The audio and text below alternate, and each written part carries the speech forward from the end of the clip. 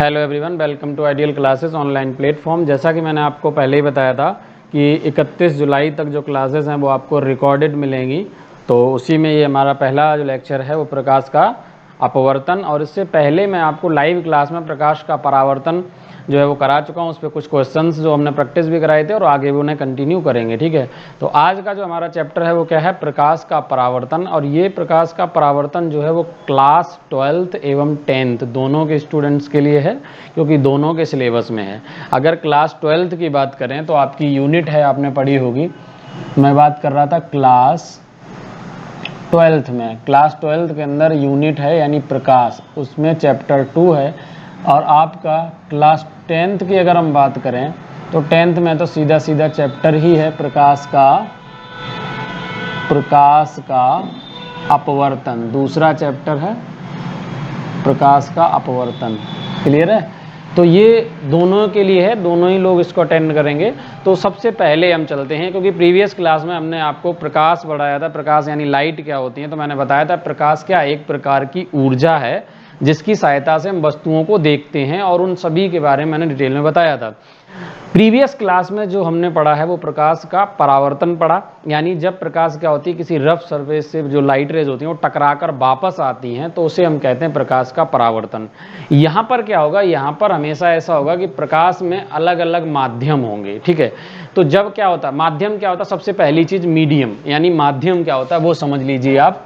हम बात कर रहे हैं माध्यम की, आप इस चीज को समझिए। माध्यम को हम क्या कहते हैं, मीडियम कहते हैं इंग्लिश में। ठीक है, माध्यम का मतलब क्या होता है, कोई भी ऐसा पदार्थ जिसके अंदर प्रकाश किरण क्या कर सकती है, गति कर सकती है, या प्रकाश जिससे होकर गुजर सकता है। ठीक है, अर्थात जिससे होकर प्रकाश गुजर सकता है, उसे हम क्या कहते हैं, उस पदार्थ को ही माध्यम कहते हैं। ठीक है, माध्यम कहते हैं। ठीक है बेटा, जैसे क्या हो सकता है माध्यम, जैसे जल, कांच और तेल वगैरह भी हो सकता है जहां से गुजर सकता है प्रकाश। ठीक है, आदि। तो ये क्या है, ये मीडियम है। क्लियर है? तो अपब्रेक भी होता है। कहने का मतलब प्रकाश किरण जिस पदार्थ से होकर गुजर सकती है अर्थात जिसके आर पार जा सकती है, उसे हम क्या कहते हैं, उसे माध्यम कहते हैं। ठीक है, इसके अलावा अपनी वो तो लिखा ही नहीं, वायु निर्वात जो तो मेन चीज़ है, वायु में भी गुजर सकता है और निर्वात में भी। वायु और निर्वात दोनों में अंतर है, कहीं आप दोनों टर्म को एक मत समझ लेना, ध्यान रखना इस चीज़ को मैं बताने वाला हूँ। वायु क्या होता है, जहाँ पर गैसों का मिश्रण है, और जहाँ पर कोई भी गैस उपलब्ध नहीं है उसे हम निर्वात कहते हैं। ठीक है, बात समझ आ रही है? तो जिस पदार्थ से होकर प्रकाश, आप कहोगे सर पदार्थ नहीं लिखा, तो हमने ऐसे लिख दिया कि जिससे होकर प्रकाश गुजर सकता है उसे हम क्या कहते हैं, माध्यम कहते हैं, मीडियम कहते हैं। ठीक है, अब यहाँ पर सबसे पहली हेडिंग डालेंगे आप, प्रकाश का अपवर्तन। ठीक है, तो प्रकाश का अपवर्तन क्या होता है जरा समझो। प्रकाश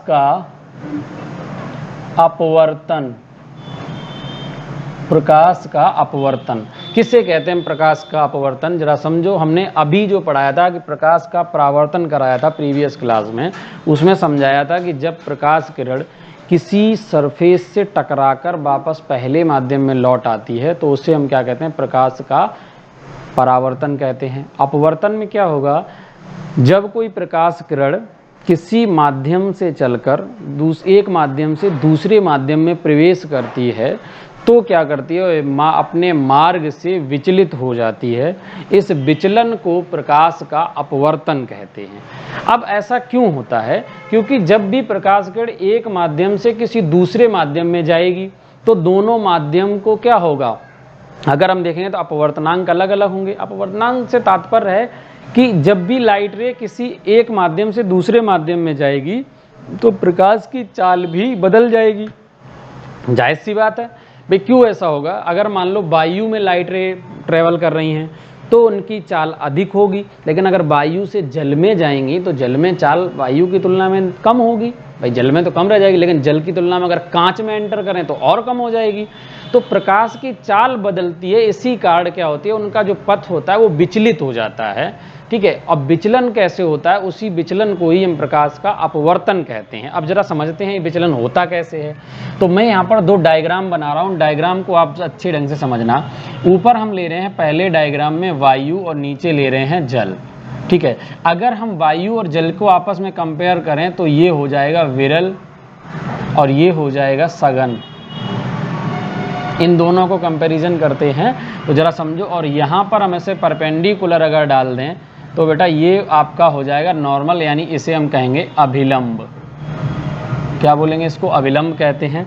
तो कोई भी लाइट रे जब ऐसे आएगी, चलकर ये आई लाइट रे, मान लो ये O और यहाँ पर टकराई आके A पर, तो अब क्या करेगी, ये जाना चाहिए उसे इस डायरेक्शन में। अब ये ऐसे दिखा दो डबल टिक लगा के, ताकि ये पता चले ये सघन मीडियम, ये सिंबल है सघन मीडियम का। ठीक है, ये है सघन यानी डेंसर। तो जब लाइट रे इसे ऐसे जाना चाहिए, लेकिन ये ऐसे ना जाकर ये क्या हो जाएगी, इस तरीके से विचलित हो जाएगी, ऐसे चली जाएगी। तो कहाँ जाएगी, ए बी डायरेक्शन में जाएगी। तो देखा प्रकाश किरण क्या हुआ, अभिलंब की ओर यहाँ पर झुक रही है। लेकिन अगर ये चित्र ए है, लेकिन अगर हम दूसरा से लें, यहीं पे समझो ऊपर जिसमें हम क्या दिखा दें, सघन माध्यम दिखा दें। ठीक है, डेंसर मीडियम दिखा दें। भैया आज जल विसर्जन वगैरह है तो डीजे वगैरह का भी साउंड बज रहा है। अब इतना तेज डीजे बजेगा तो माइक भी बेचारा क्या करे, मजबूर हो जाएगा, कुछ ना कुछ तो साउंड लेगा ही। ठीक है, अब मान लो इस तरीके से एक लाइट रे आ रही है, ये है OA एक लाइट रे है। ठीक है, मैं जरा बंद करता हूँ इसको। तो मैंने ये इसलिए पॉज कर दिया था, हालांकि अभी भी आपको आवाज़ सुनाई दे रही होगी डीजे की, लेकिन चलो कोई नहीं, अब तो आगे बढ़ गया। जल विसर्जन वगैरह हो रहा है कांवड़ यात्रा की वजह से। यहाँ पे सावन में कांवड़ बहुत निकलते हैं और बहुत धूमधाम से। अपने उधर एटा मैनपुरी उस साइड पे अगर जाते हैं तो कांवड़ वो लोग सावन में हम बहुत कम निकालते हैं। हम लोग ले जाएं महाशिवरात्रि जो पर्व होता है उस पर, और यहाँ इसी टाइम सावन वाली शिवरात्रि पे चलते हैं। ठीक है, चलिए, तो ये लाइट रे जाना चाहिए इसको ऐसे डायरेक्शन में, लेकिन ये इधर ना जाकर ये ऐसे चली जाएगी, यानी बी डायरेक्शन में। अब ऊपर हमने जल लिया है, नीचे ले लिया है वायु को। तो बेटा एक चीज़ समझना बहुत इंपॉर्टेंट है, यहाँ पर दो डायग्राम बने हुए हैं, ए और बी, दोनों डायग्राम को पहले समझ लो। देखो थ्योरी लिखना बहुत आसान है, लिखना इंपॉर्टेंट नहीं, पहले चीज़ों को समझ में आना चाहिए और किसी चीज़ को रटना नहीं है। बहुत आसानी समझो कि प्रकाश का अपवर्तन क्या होता है। जब कोई प्रकाश किरण एक माध्यम से चलकर दूसरे माध्यम में जाती है, यानी वायु से जल में जा रही है या जल से वायु में जा रही है, तो अब दोनों में डिफरेंस क्या है वो मैं आपको बता ही चुका हूँ। क्या एक माध्यम से चलकर दूसरे माध्यम में जाती है तो वह अपने मार्ग से, यानी यहाँ ऐसे जाना चाहिए तो यहाँ पर क्या हो गया, वो इधर चली गई, यहाँ उधर चल गई, वो कैसे हटेगी वो आगे की चीज़ है, यानी अपने मार्ग से विचलित हो जाती है। इसी विचलन को प्रकाश का अपवर्तन कहते हैं। ठीक है, अब ये विचलन होता क्या है, कैसे होता है, जरा वो समझो। जब कोई प्रकाश किरण वायु से यानी जल में जाती है, यानी कि विरल माध्यम से सघन माध्यम में जाती है, तो वह अभिलंब की ओर झुक जाती है, यानी वो उसे सीधा जाना चाहिए, सीधा ना जाकर अभिलंब की ओर झुकेगी। जबकि कोई प्रकाश किरण अगर क्या करती है, सघन माध्यम से यानी किस में जाती है, विरल में जाती है, यानी डेंसर मीडियम से रेयरर मीडियम में जाती है, तो वो क्या हो जाती है, अभिलंब से दूर हट जाती है। इसी को हम क्या कहते हैं, ये प्रकाश का अपवर्तन कहलाता है। अब यहाँ पर वही कंडीशन है, चूंकि ये अभिलंब है अर्थात ये भी नॉर्मल है, n मान लो इसे, तो अभिलंब और ये मान के चलो a है, इसे ऐसे जाना चाहिए, ए वाला पॉइंट ए है।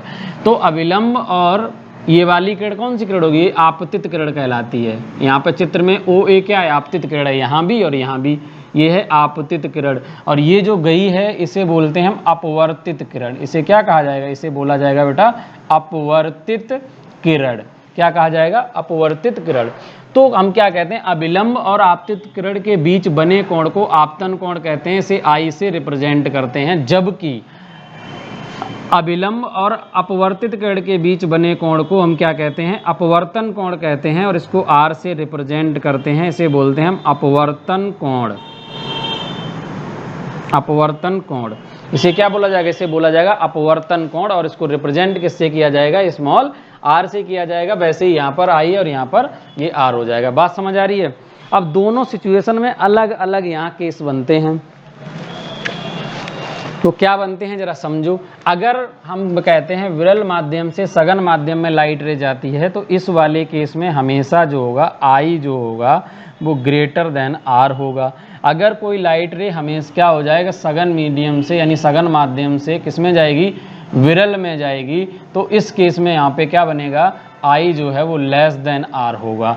अगर यानी कि आपतन कोण अगर अपवर्तन कोण से कम है तो इसका मतलब लाइट रेस जल से किस में जाएगी, सघन से विरल माध्यम में जाएगी। कोई भी माध्यम हो सकता है, यानी पहला वाला माध्यम कैसा होगा, सघन होगा, डेंसर होगा, दूसरा वाला रेयरर मीडियम होगा।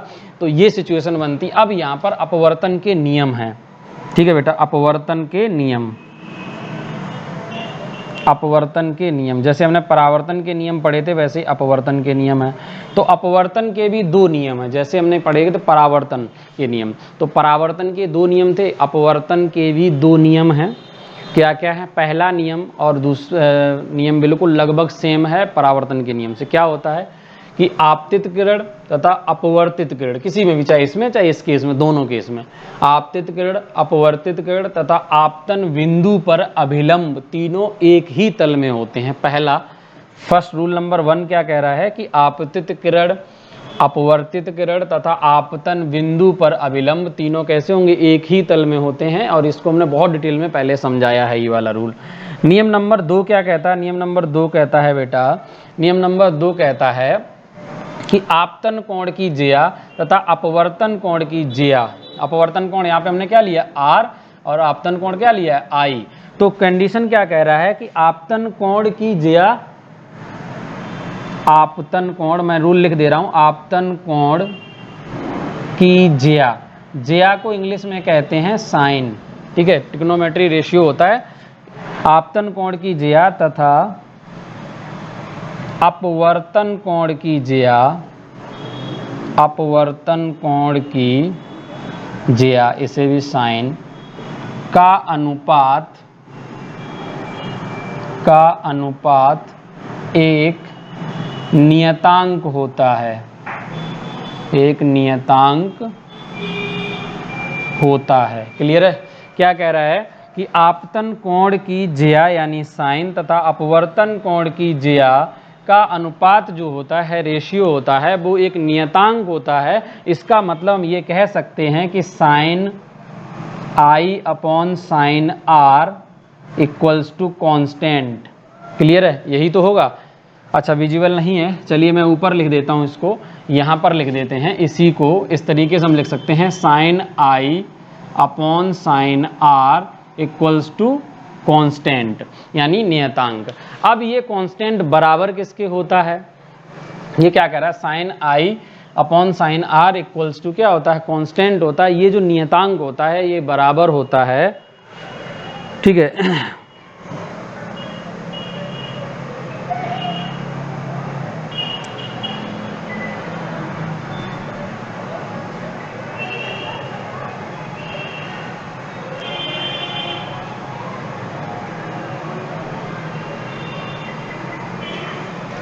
ठीक है, ये होता है पहले माध्यम के सापेक्ष दूसरे माध्यम का अपवर्तनांक। अर्थात इसे हम लिख सकते हैं sine I upon sine are equals to 1 and 2।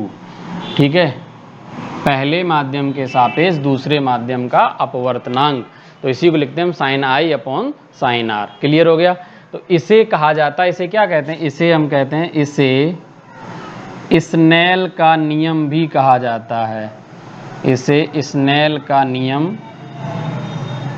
भी कहते हैं। एग्जाम में पूछा जाता है स्नेल का नियम क्या होता है, तो sine I upon sine are equals to 1 and 2, इसी को हम क्या कहते हैं, स्नेल का नियम कहते हैं। और 1 and 2 का मतलब है दूसरे माध्यम का अपवर्तनांक किसके सापेक्ष, पहले के सापेक्ष। ठीक है, तो बहुत इजी टर्म है। फिर मैं बता रहा हूँ कि प्रकाश का अपवर्तन क्या होता है, जरा समझो। इसे बोलते हैं रिफ्रैक्शन ऑफ लाइट। तो क्या होता है, जब प्रकाश किरण एक माध्यम से दूसरे माध्यम में प्रवेश करती है तो वह अपने मार्ग से विचलित हो जाती है। इसी विचलन को प्रकाश का अपवर्तन कहते हैं। सीधी सी बात है, लाइट रे यहाँ से जाना चाहिए इस डायरेक्शन में, उसे सीधा जाना चाहिए, सीधा न जाकर यहाँ अविलंब की ओर झुक गई, दूसरी तरफ अविलंब से दूर हट गई, तो इसी विचलन को ही प्रकाश का अपवर्तन कहते हैं। अब आगे पैराग्राफ चेंज कर आप लिखेंगे, जब प्रकाश किरण किसी विरल माध्यम से सघन माध्यम में जाती है तो अविलंब की ओर झुक जाती है, ठीक है। और जब प्रकाश किरण सघन माध्यम से विरल में जाती है तो अविलंब से दूर हटती है। और हमेशा ध्यान रखना, ऐसा क्यों होता है, क्योंकि प्रकाश की चाल अलग अलग माध्यम में अलग अलग होती है। सघन माध्यम में प्रकाश की चाल विरल माध्यम की तुलना में कम होती है, इसीलिए किरण अविलंब की ओर झुक जाती है, ठीक है, जबकि यहाँ दूर हट जाती है क्योंकि चाल बढ़ जाती है। अब हमने कहा कि चित्र में OA क्या है, आपतित किरण है, चाहे इसमें हो चाहे इसमें हो, तथा AB एक परावर्तित अपवर्तित किरण है। सॉरी, यहाँ परावर्तन नहीं हो रहा, अपवर्तन हो रहा, तो अपवर्तित किरण कहेंगे, चाहे ये हो चाहे ये हो, ये दोनों AB अपवर्तित किरण हैं। अविलंब तथा आपतित किरण के बीच बने कोण को आपतन कोण कहते हैं, तथा अपवर्तित किरण और अविलंब के बीच बने कोण को अपवर्तन कोण कहते हैं, और इसे R से रिप्रेजेंट करते हैं। ये हो गया कंप्लीट प्रकाश का अपवर्तन। अब आगे हेडिंग डालेंगे अपवर्तन के नियम, तो फिर लिखेंगे अपवर्तन के 2 नियम हैं। पहला नियम क्या है, आपतित किरण, अपवर्तित किरण तथा आपतन बिंदु पर अविलंब तीनों एक ही तल में होते हैं। दूसरा नियम कह रहा है कि आपतन कोण की ज्या तथा अपवर्तन कोण की ज्या का अनुपात क्या होता है, एक नियतांक होता है, कांस्टेंट होता है, और इसे स्नेल का नियम कहा जाता है। यानी आपतन कोण I है, उसकी ज्या यानी साइन ली तो sine I upon sine R equals to constant. अब ये जो नियतांक होता है, ये होता है पहले माध्यम के सापेक्ष दूसरे माध्यम का अपवर्तनांक। इसको रिप्रेजेंट कैसे करेंगे, 1 और 2, इसे ही स्नेल का नियम भी कहते हैं। तो ये हो गया आपका प्रकाश का अपवर्तन यानी रिफ्रैक्शन ऑफ लाइट। इंग्लिश में इसी को कहते हैं रिफ्रैक्शन ऑफ लाइट। वो था रिफ्लेक्शन ऑफ लाइट, ये है रिफ्रैक्शन ऑफ लाइट। क्लियर है? तो चीज़ों को समझते हुए चलेंगे। और ये चूंकि हमने पहले बताया यूपी बोर्ड के स्टूडेंट्स क्लास ले रहे होंगे, और जिस किसी को भी क्लास ऐसे ही कंटिन्यू चाहिए तो आइडियल क्लासेस का ऐप इंस्टॉल कीजिए, और वहाँ पर आपको कोर्स दिया गया तो आप कोर्स परचेज किए, और क्लासेस ऐसे ही रेगुलर मिलेंगी आपको। बाकी जो लोग क्लास परचेज कर चुके हैं उनका वो सब क्लास अटेंड करते रहें, और साथ के साथ नोट्स भी बनाते रहें, ठीक है। और आई थिंक आज मैंने बहुत ही क्लियर तरीके से लिखा हुआ, और वैसे भी ठीक ही रहता है ओवरऑल, तो राइटिंग इतना बुरा तो नहीं है, ठीक ठाक है। आप फटाफट इसको नोट कीजिए, फिर हम आगे चलते हैं और अगले हेडिंग पे आते हैं, ठीक है। जल्दी से नोट कीजिए, नोट कर लो जल्दी से, फटाफट नोट करो, फिर उसके बाद हम आगे चलेंगे।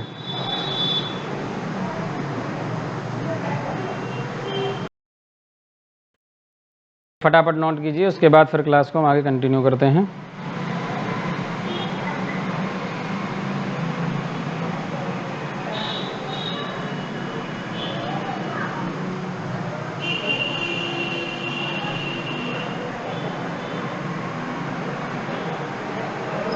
ठीक है, डायग्राम बना लो आप, ये दोनों, ये वाला और ये वाला, क्योंकि उसके बाद फिर हमें कुछ लैंग्वेज भी लिखानी होगी, वो मैं लैंग्वेज लिखा देता हूँ आपको बहुत ही अच्छे ढंग से। सबसे पहले आप ये लाइन लिखेंगे और उसके बाद ये हेडिंग लगाएंगे, ये दोनों डायग्राम बनाओ, उसके बाद फिर यहाँ से लिखना शुरू करो। ये दोनों डायग्राम जो है ना साइड में बनाना, ये वाला अपवर्तन के नियम, ये हेडिंग बाद में डालना है। क्लियर है? ताकि आप लोग बाकायदा आप क्लासेस अटेंड करते हैं, और मैं बहुत ही प्यार से आराम से आपको लिखाऊंगा, घबराने की कोई आवश्यकता नहीं है। भले ही क्लास रिकॉर्डेड है ये वाली, लेकिन बिल्कुल टेंशन लेने की आवश्यकता नहीं है, ठीक है। लाइव क्लास ना होने की वजह ये है कि एक्चुअली अभी शायद वाईफाई वगैरह कुछ कनेक्शन भी चल रहा है, और दूसरा कोचिंग की शिफ्टिंग भी चल रही है, तो उस वजह से लाइव क्लास नहीं ले पा रहा हूँ, है ना, और कोई रीज़न नहीं है। तो इसलिए मैं आपको बाकायदा चीज़ें लिखाता रहूँगा, आप घबराएं नहीं बिल्कुल। अब हेडिंग लगाइए, प्रकाश का अपवर्तन। आई होप आपने हेडिंग लगा ली होगी और ये डायग्राम बना लिया होगा। अब लिखना शुरू कीजिए। जब कोई प्रकाश किरण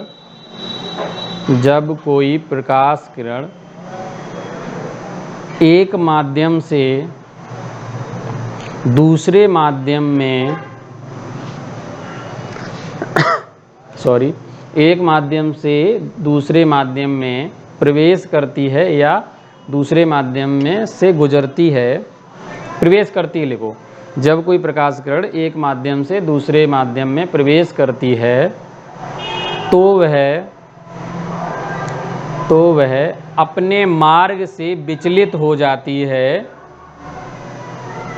कौमा, अपने मार्ग से विचलित हो जाती है, कौमा, इसे प्रकाश का अपवर्तन कहते हैं, इसे प्रकाश का अपवर्तन कहते हैं।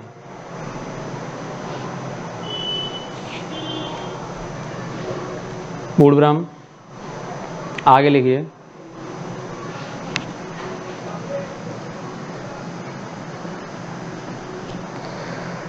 जब कोई प्रकाश किरण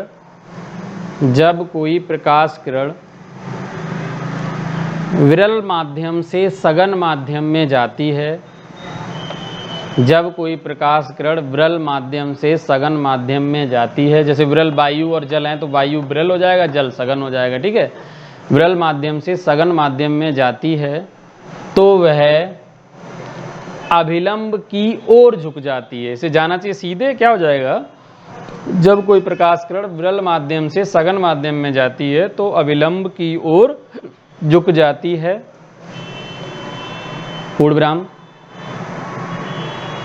नहीं लगाना चाहिए, आगे लिखो डायरेक्ट। तथा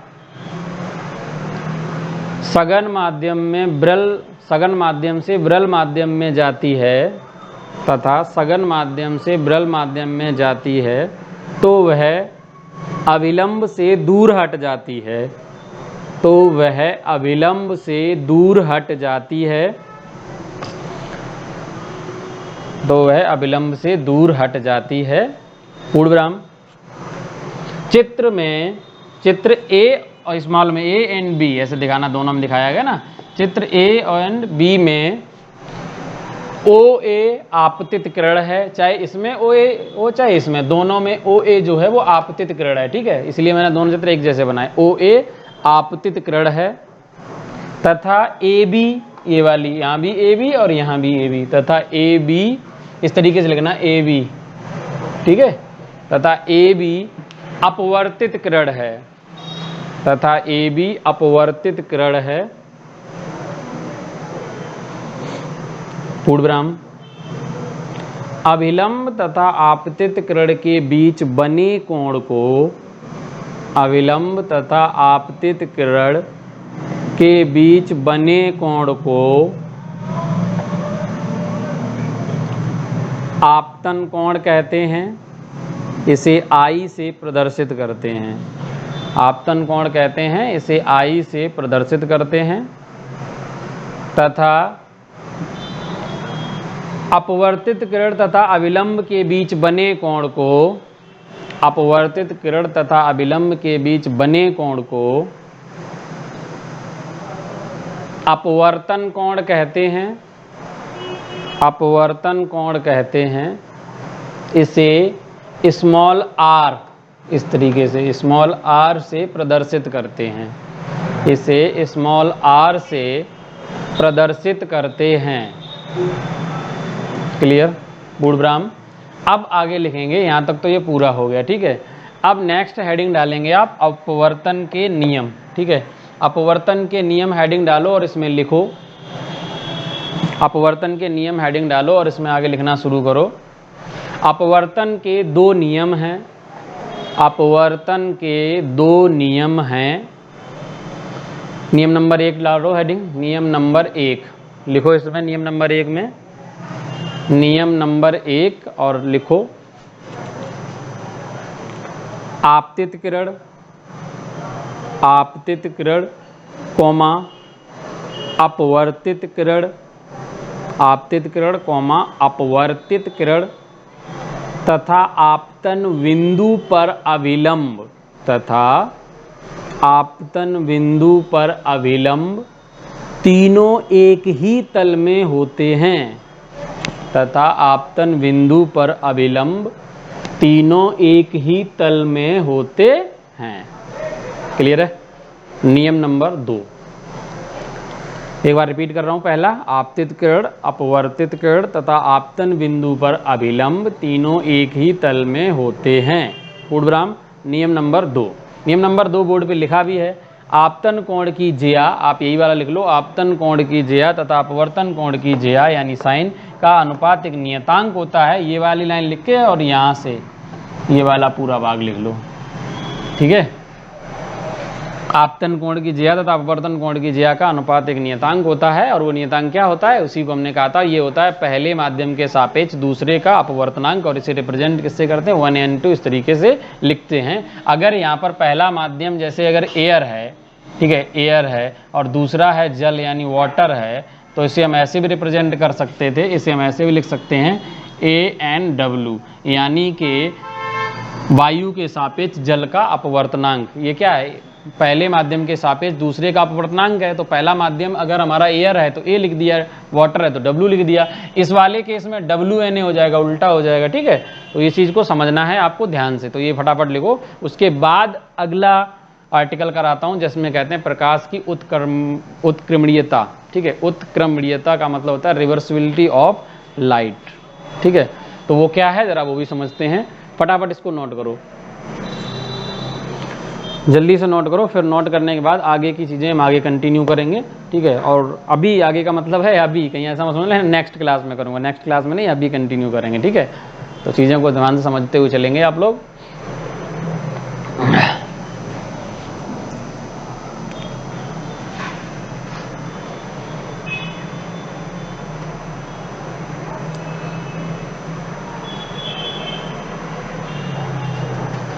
ठीक है, आई होप आपने नोट कर लिया होगा। चलिए अब मैं इसको रिमूव करता हूँ। जो लोग YouTube पर क्लास ले रहे हैं तो वो चाहें तो आइडियल क्लासेस ऐप इंस्टॉल कर सकते हैं प्ले स्टोर से। प्ले स्टोर में जाएंगे तो आपको आइडियल क्लास ऐप मिलेगा, और वहाँ से आप अपनी आईडी बनाएंगे, रजिस्टर्ड मोबाइल नंबर से, रजिस्टर्ड किसी भी नंबर से रजिस्टर्ड करेंगे तो OTP आएगा 4 डिजिट का। उसके बाद अपना नाम डाल के फिल करेंगे, तो फिर आप कोर्स में जाएंगे तो वहाँ पर आपको सारे कोर्स जो है वो अवेलेबल हो जाएंगे, ठीक है। चलिए आप लोग फटाफट नोट करो, उसके बाद फिर हम यहीं से कंटिन्यू करेंगे। हेडिंग लगा लो जब तक, प्रकाश किरणों की उत्क्रमणीयता, ठीक है। चलो ठीक है बेटा, एक्चुअली कुछ कोचिंग पे खुला हुआ है तो क्वेरी वगैरह आ जाती हैं, कोई इंक्वायरी आई हुई थी, इसकी वजह से क्लास को मुझे थोड़ा सा यहाँ पे रुकना पड़ा था। चलिए तो अब मैं हेडिंग लगा लो फटाफट, अपवर्तनांक से संबंधित, अपवर्तनांक से संबंधित बिंदु।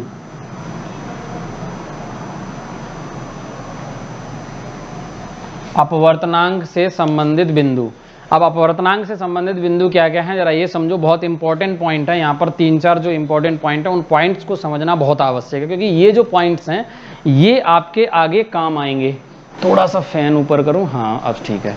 तो ये पॉइंट आपके हमेशा एग्जाम में काम आएंगे और आगे की चीज़ें भी इनसे क्लियर होंगी, ठीक है।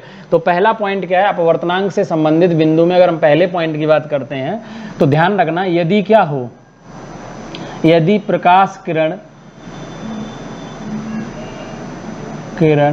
वायु से किसी माध्यम में जा रही हो तो क्या होगा इस केस में, यानी जो पहला माध्यम है वो तो बन जाएगा एयर यानी वायु, और दूसरा माध्यम जो भी हो वो मीडियम कोई ना कोई होगा। दूसरा माध्यम आप मान लो कुछ भी ले लो, मान लो अगर हमने जल ले लिया, सपोज दैट हमने क्या लिया, वाटर लिया, तो यहाँ पर जो 1 and 2 होगा ये कहलाएगा क्या, ANW, और इस ANW को बोला जाता है कि वायु के सापेक्ष, समझना ध्यान से, वायु के सापेक्ष जल का अपवर्तनांक। और जब भी वायु के सापेक्ष कोई भी अपवर्तनांक निकाला जाता है तो उस अपवर्तनांक को कहा जाता है निरपेक्ष अपवर्तनांक। निरपेक्ष अपवर्तनांक अर्थात मैं आपको ये समझाना चाह रहा हूं बेटा कि अगर पहला माध्यम वायु है तो दूसरा माध्यम कोई भी है, तो अपवर्तनांक कैलकुलेट करते समय 1n2 का मतलब होता है कि दूसरे माध्यम का निरपेक्ष अपवर्तनांक कहलाएगा। किसी भी माध्यम का अगर वायु के सापेक्ष अपवर्तनांक निकालते हैं तो उसको निरपेक्ष अपवर्तनांक कहा जाता है। क्लियर है बात? पहली चीज तो ये हो गई रूल। दूसरा रूल क्या कहता है, अगर कोई प्रकाश किरण है, यदि ऐसा हो, यदि प्रकाश किरण क्या हो, यदि कोई प्रकाश किरण क्या कह रहे हो, सघन से क्या हो रही हो, विरल में जा रही हो, विरल में जा रही हो। अगर प्रकाश किरण सघन से विरल में जाएगी, तो मैंने अभी कहा था कि प्रकाश किरण जब सघन माध्यम से विरल माध्यम में जाती है तो हमेशा क्या होता है, वो अविलंब से कैसे हटती, सघन से विरल में जाएगी तो अविलंब से दूर हटेगी। अर्थात हम कह सकते हैं कि r ग्रेटर देन i होगा या नहीं होगा। अगर r ग्रेटर देन i है तो आपको पता है कि साइन 0 का मान क्या होता है, 0 होता है। जैसे जैसे हम आगे बढ़ते हैं तो उसका मान बढ़ता जाता है 1 से तुलना में। अगर r ग्रेटर देन i है, इसका मतलब ये हुआ कि जो sine i upon sine r है,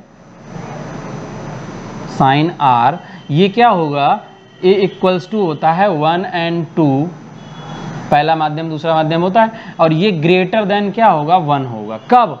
ये 1 से अधिक कब होगा, जब प्रकाश किरण सघन से विरल में जा रही हो तो। क्यों? क्योंकि इसको लिखा जाता है n2 अपॉन n1। अब चूंकि किस में जा रही है, सघन से विरल में जा रही है, तो यहाँ पर क्या होगा, जो अपवर्तनांक होगा ये वाला कैसा होगा, कम होगा, ये वाला कैसा होगा, ज़्यादा होगा, जिसके कारण क्या हो जाएगा, ये जो है यानी सॉरी ये ज़्यादा होगा ये कम होगा, तो यानी ये जो वैल्यू है वो ग्रेटर देन 1 हो जाएगी, 1 से अधिक आएगी। बात समझ आ रही है नहीं आ रही है? और यही कारण है कि प्रकाश किरण जो है वो हमेशा क्या हो जाएगी, मैं कुछ उल्टा लिख रहा हूँ क्या, जब कोई प्रकाश किरण सघन से विरल में जाती है तो करेक्ट है, कोई दिक्कत नहीं है। हाँ, सघन से विरल में जाएगी तो r ग्रेटर देन i हो जाएगा। अच्छा हाँ, लेकिन i ऊपर है, अगर ये लेस देन है तो हमने उल्टा लिख दिया, ये लेस देन 1 हो जाएगा। ठीक है, बाकी सब कुछ करेक्ट है। हाँ ठीक है, और ये लेस देन 1 क्यों होगा, क्योंकि यहाँ पर ऊपर i है ना, हमने r लिखा था पहले, हमने ध्यान नहीं दिया। ये वाली वैल्यू ज़्यादा आएगी, क्योंकि ज़्यादा हो, साइन में जैसे जैसे एंगल बढ़ता है वैल्यू भी बढ़ती जाती है। अगर ऊपर छोटी वैल्यू नीचे बड़ी वैल्यू, जैसे अगर मान लो ये 0 है, या मान लो ये 30 है और ये 60 है, या ये 30 है ये 90 है, तो इसकी वैल्यू 1 हो जाएगी, इसकी कुछ और हो जाएगी, है ना, इसकी छोटी आएगी 1 से। इस कारण से ये वैल्यू लेस देन 1 होगी। और इस केस में हमेशा क्या होगा, प्रकाश किरण क्या होगी, प्रकाश किरण, जो भी प्रकाश किरण है वो क्या हो जाएगी, वो अविलंब से दूर हट जाएगी। प्रकाश किरण अविलंब से दूर हट जाएगी, प्रकाश किरण अविलंब से दूर हट जाएगी। बात समझ आ रही है? दूसरा नियम, तीसरा नियम क्या कहता है, जरा समझो। ये तो था दूसरा। तीसरा नियम ये कहता है, अगर यदि क्या हो, यदि प्रकाश किरण विरल से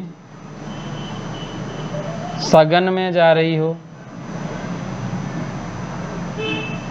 सघन में जा रही हो, तो अगर कोई भी प्रकाश किरण है वो विरल माध्यम से अगर कहाँ जा रही हो, सघन माध्यम में जा रही हो, तो इस केस में क्या होगा, इस केस में ये होगा कि हमेशा देखना r जो है वो लेस देन i होगा, क्योंकि विरल से सघन में जाने पर ये अविलंब की ओर झुकेगी, तो ये हो जाएगा केस। तो यहाँ पर जो sine i upon sine r होगा बराबर 1 and 2, ये जो होगा वो ग्रेटर देन 1 हो जाएगा। अगर ये ग्रेटर देन 1 है, इसका मतलब ये हुआ कि प्रकाश किरण क्या होगी, अभिलंब की ओर झुक जाएगी। आप चित्र देखो दोनों में, पहला वाला मैंने आपको डायग्राम बनाया ना, प्रकाश किरण वाला, पहला प्रकाश का अपवर्तन वाला, तो वहां पर 2 डायग्राम हैं, पहला और दूसरा, ए और बी। उन दोनों डायग्राम को देखो, जब प्रकाश किरण सघन से विरल में जा रही है तो अविलंब से दूर हट रही है, और वहां r ग्रेटर देन i है, दिख रहा होगा। जबकि प्रकाश किरण अगर किस में जाएगी, विरल से सघन में जा रही हो, तो r लेस देन i होगा। वहां देखो अपवर्तन कोण का मान आपतन कोण से कम होगा। ये पॉइंट बहुत इंपॉर्टेंट है और ये एग्जाम के पॉइंट ऑफ व्यू से पूछे भी जाएंगे। यहाँ पर 1 नंबर का क्वेश्चन भी बनता, मल्टीपल चॉइस क्वेश्चन भी पूछा जा सकता है, या 1 नंबर में अति लघु उत्तरीय प्रश्न में ही पूछा जाएगा कि जब कोई प्रकाश किरण सघन माध्यम से विरल माध्यम में जाती है तो इस केस में क्या होता है 1n2 यानी दूसरे माध्यम का अपवर्तनांक पहले माध्यम के सापेक्ष दूसरे माध्यम का जो अपवर्तनांक होता है वो 1 से कम होता है या 1 से अधिक होता है या 1 के बराबर होता है। तो आपको बताना है वो 1 से कम होता है, अगर विरल से सघन में जाएगी तो 1 से अधिक होगा। बात क्लियर है? ओके। और अगर सेम माध्यम है तो कोई दिक्कत ही नहीं है, फिर तो एक अपवर्तनांक जो है वही रहेगा, उसको कोई असर नहीं पड़ेगा। बात समझ आ रही है? ठीक है। और एक ही माध्यम जब समान है तो उसमें विचलन होगा ही नहीं। लाइट रे अगर कोई भी मीडियम एक में ही जा रही तो वो सीधी जाएगी ना, उसमें विचलन कहाँ से होगा? विचलन कब होगा? जब एक माध्यम कुछ और हो दूसरा माध्यम कुछ और हो, विचलन तो जब ही होगा ना, या हर समय विचलन थोड़ी हो जाएगा। विचलन कब होगा? जब प्रकाश किरण एक माध्यम से किसी अन्य माध्यम में, समांग माध्यम से दूसरे किसी समांग माध्यम में जाती है, यानी समांग से विषमांग दूसरे माध्यम में जाती है ना, अलग किसी माध्यम में एंट्री मारती है, तब ये केस होगा कि हमेशा वहां पर क्या होगा? विचलन होगा, डेविएशन होगा, अदरवाइज डेविएशन नहीं होगा। ठीक है, इस चीज को हमें समझना है।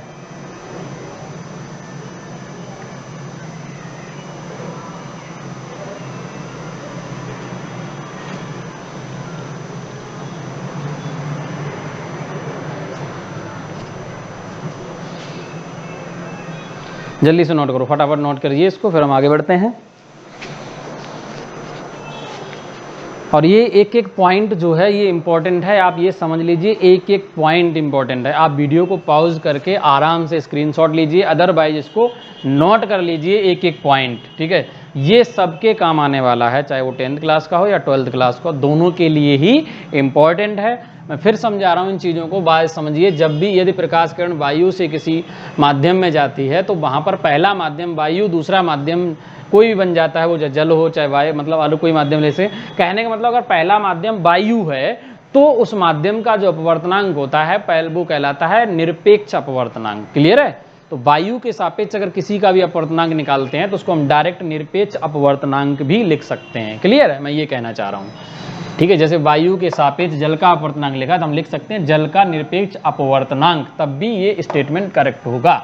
ठीक है, फटाफट नोट करो इसे, फिर हम बढ़ते हैं आगे और एक एक पॉइंट को समझते हुए चलेंगे। आगे की चीज़ें और ज़्यादा आपके लिए क्लियर होंगी और बहुत आसानी से चीज़ों को समझते हुए हम चलेंगे। ठीक है, एक एक पॉइंट नोट करते हुए चलेंगे, आप किसी भी पॉइंट को स्किप ना करें, बिल्कुल भी ध्यान से समझना। ठीक है, चलो अब चलते हैं आगे, अगले पॉइंट पे चलते हैं और अगला पॉइंट भी इम्पॉर्टेंट है आप लोगों के लिए। तो इसी तरीके से हमें एक एक पॉइंट को समझना होगा और बहुत अच्छे तरीके से चीज़ों को अगर रिप्रेजेंट करेंगे, आप लिखेंगे, तो आपके मार्क्स जो हैं वो बेहतर से बेहतर आएंगे, परसेंटेज में भी कोई प्रॉब्लम नहीं आएगी। बात समझ आ रही है? और मैं ऐसी आशा करता हूं कि आप मैक्सिमम से मैक्सिमम मार्क्स लेकर आएँ, ताकि अपना और हमारा दोनों का ही नाम रोशन करें, अपने माँ बाप को भी आपको खुशी होगी। ठीक है, हेडिंग डालो, प्रकाश किरणों की उत्क्रमणीयता।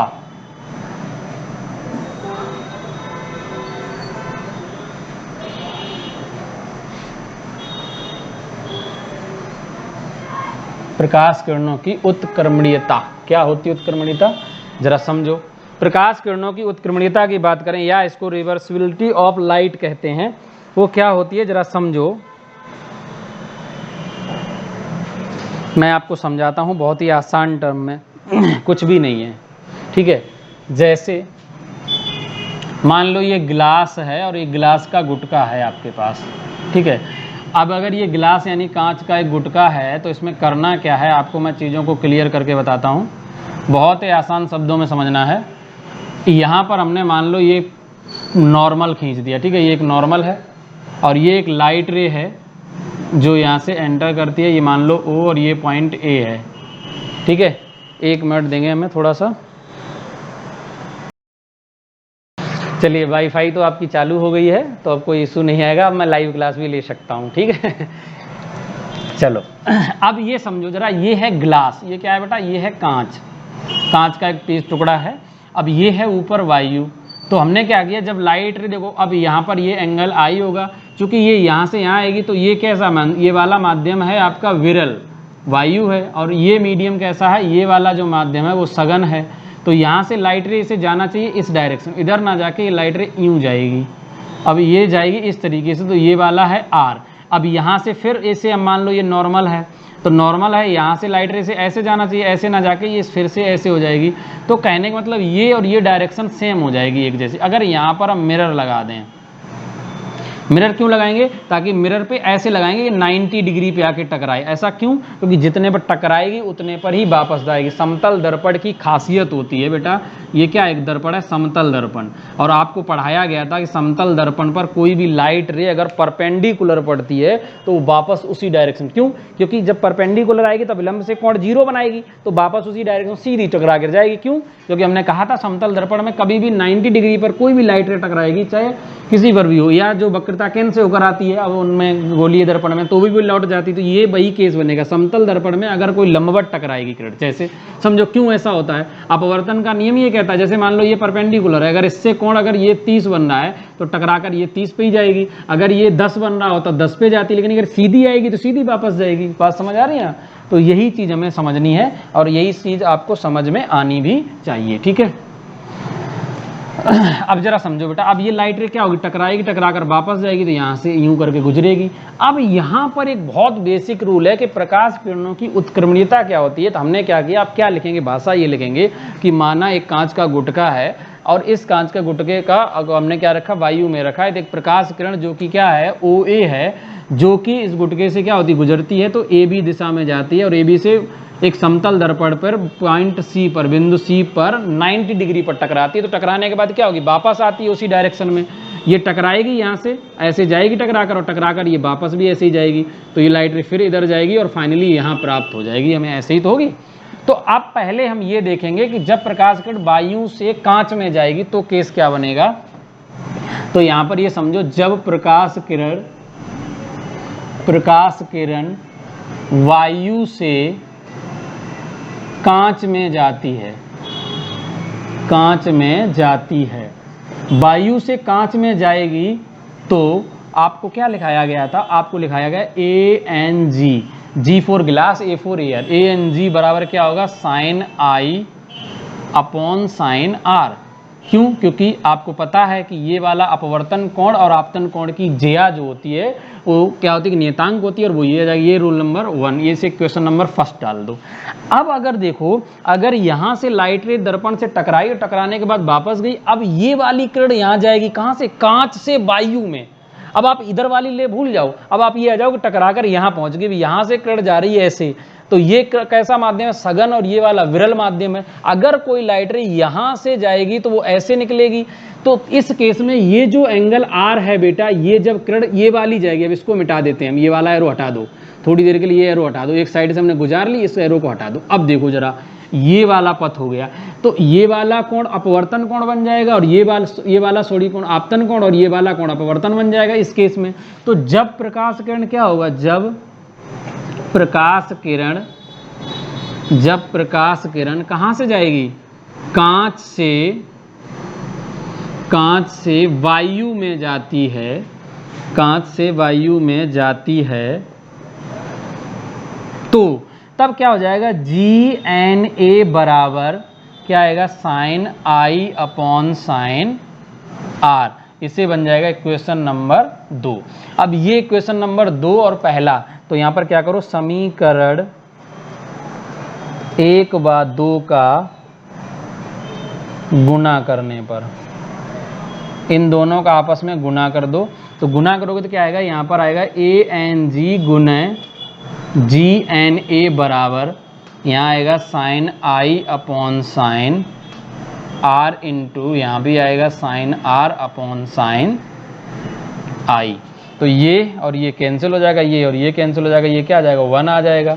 बात समझ आ रही है, ये 1 आ गया। अब हम इसे इस तरीके से भी लिख सकते थे, देखो क्या आ जाएगा, ये ANG into GNA equals to 1, या हम कह सकते हैं ANG बराबर 1 अपॉन GNA।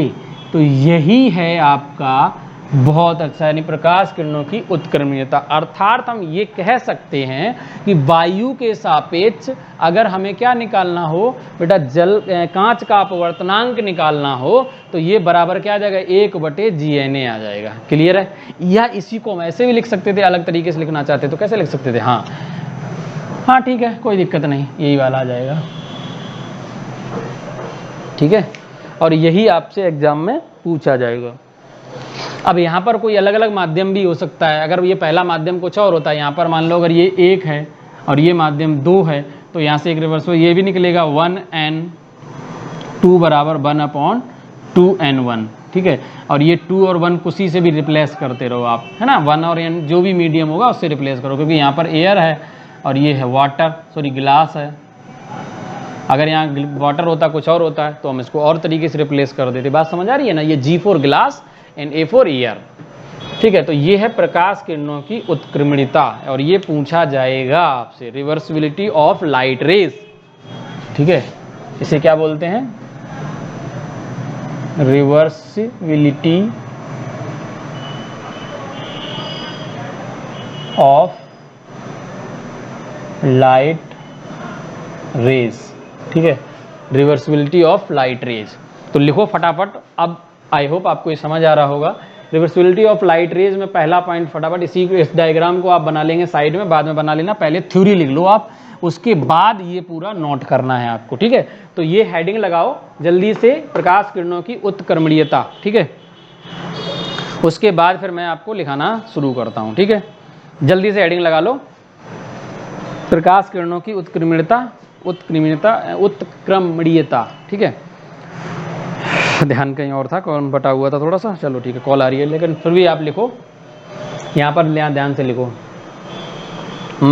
ऐसे लिखो, चित्र में OA एक आपतित किरण है, OA एक आपतित किरण है जो कि वायु से कांच में जा रही है, वायु से कांच में जा रही है।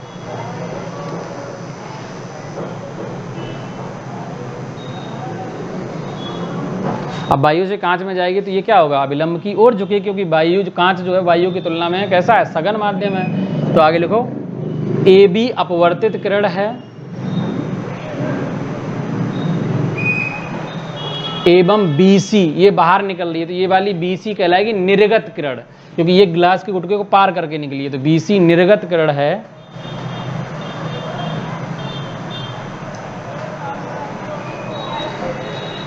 पूर्वविराम, एक समतल दर्पण को इस प्रकार रखा, एक समतल दर्पण को इस प्रकार रखा ताकि निर्गत किरण BC उस पर 90 डिग्री पर टकराए, ताकि निर्गत किरण BC उस पर 90 डिग्री पर टकराए।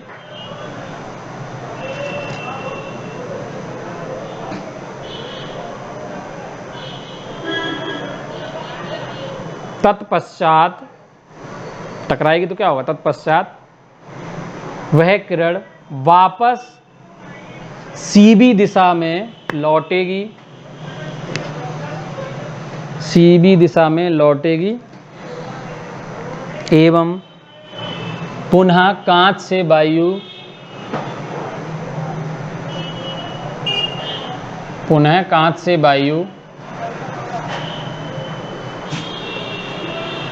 अपने मार्ग से गुजरेगी, या कांच से वायु में जाएगी, पुनः कांच से क्या हो जाएगा, वायु में जाएगी। अतः अब लिखेंगे यहाँ से, जब प्रकाश किरण वायु से कांच में जाती है तो ये वाला नियम, अब यहाँ से लेकर डायग्राम सहित यहाँ तक पूरा आपको नोट करना है। ठीक है, और उसके बाद क्लास का क्या करेंगे, दी एंड।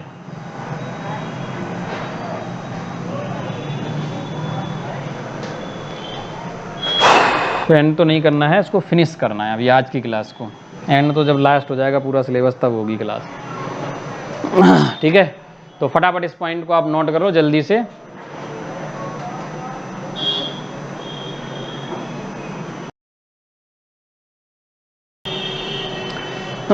ठीक है, तो आप फटाफट यहाँ से नोट करो। नोट करने के बाद अब चलते हैं तो फिर आज की क्लास में बस इतना ही, मिलते हैं नेक्स्ट क्लास में। आई होप आप यहाँ पे वीडियो को पॉज करके आराम से सावधानी से नोट कर लीजिए, और नेक्स्ट क्लास में मिलेंगे, इसके आगे कंटिन्यू करेंगे।